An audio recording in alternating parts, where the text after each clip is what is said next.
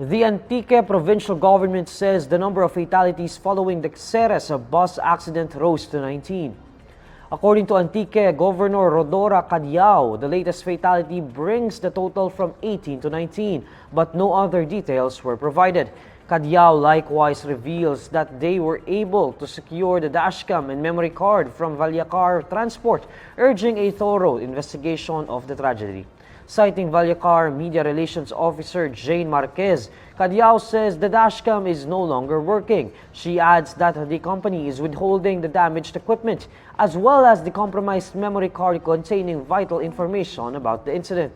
The governor then highlights the need for bus companies to invest in high-quality equipment in preparation for unforeseen accidents. A third petition has been filed with the Supreme Court asking to declare as unconstitutional and void the release of the 125 million peso confidential funds to the office of the Vice President in 2022.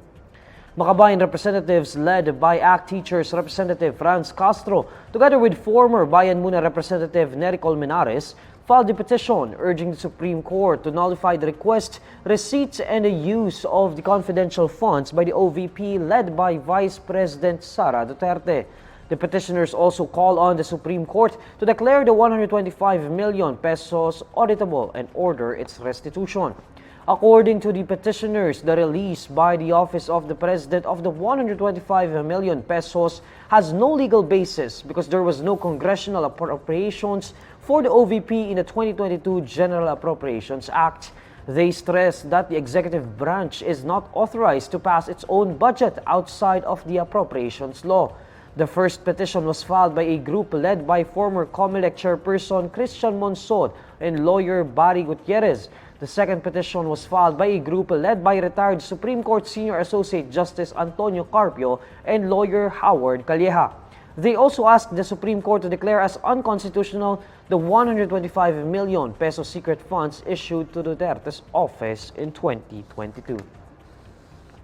Defense Secretary Gibo Teodoro calls South China for what he calls as roguish behavior after it used water cannons twice in a row on Philippine vessels in the West Philippine Sea. In an ambush interview, Teodoro says the country should not accept China's illegal and roguish behavior.